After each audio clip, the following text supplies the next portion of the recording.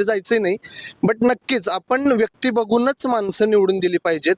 म्हणजे कुठेतरी दिल्लीला कुणीतरी आहेत आपल्या देशाचे पंतप्रधान, आणि त्यांना बघून आपण महापालिकेत जर मतदान करत असेल तर आपल्या एवढे मूर्ख कुणीच नाहीये, ही गोष्ट समजून घ्या तुम्ही.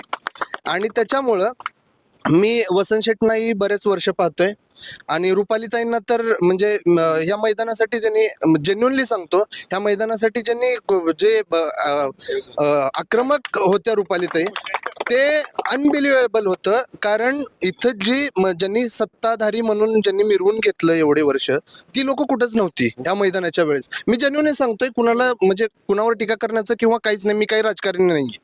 आणि हा फॅक्ट आहे. आणि ह्या खरंच म्हणलं तर मी देशाची गोष्ट नाही करणार, मी एवढा मोठा पण नाहीये, पण आपल्या ह्या एक साधारणतः ह्या 3-4 किलोमीटरच्या रेडियस बद्दल जर बोलायचं म्हणलं तर इथल्या खरंच प्रत्येक तरुणांनी हा विचार केला पाहिजे की आपल्याला मतदान हे आपल्या प्रभागासाठी करायचं आहे का देशासाठी करायचं आहे. म्हणून माझी तुम्हाला सगळ्यांना विनंती आहे की बाबांनो, तुम्ही तुमच्या शेजाऱ्याला, तुमच्या मित्रांना जे काही असतील त्यांना कन्व्हिन्स करा की का आपल्याला ह्या लोकांना निवडून द्यायचं आहे. ही आपल्या हक्काची माणसं आहेत.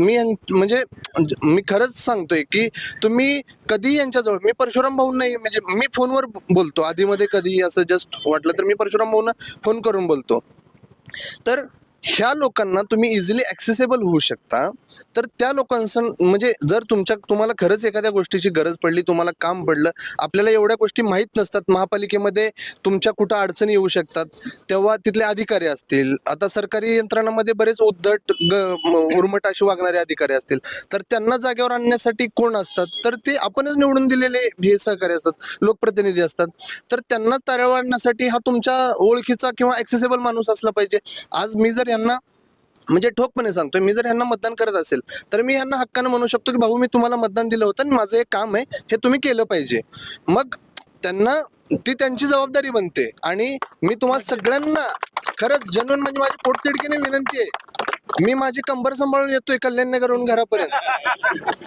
माझी खरंच तुम्हाला पोटतिडकीने विनंती आहे की बाबांनो, आपल्याला चांगला रस्ता पाहिजे. हा रस्ता निवडणुकीच्या पुढे, म्हणजे मी बघितलं, हे फक्त डांबर, मी स्वतः सिव्हिल इंजिनियर आहे, आणि ऑन द कॉन्क्रीट 25 mm चा जर आपण कार्पेट करत असेल आणि लोकांना जर वाटत असेल की हा रस्ता कुठल्या तर अमुक पक्षाच्या लोकांनी केला, मूर्ख आहेत. जेन्युइन सांगतो, मूर्ख आहेत. खूप मोठी प्रोसेस आहे त्याला. हे खरंच लोकांना कळलं पाहिजे. आणि मी तुम्हाला सगळ्यांना सांगतोय की शेजाऱ्या पाजाऱ्यांना कन्व्हिन्स करा. फुलाचं चित्र छान दिसतंय, ते छानच दिसतंय, त्यासाठी बघून नाही, आपल्याला वेळ बघायची आणि घड्याळ दाबायचे.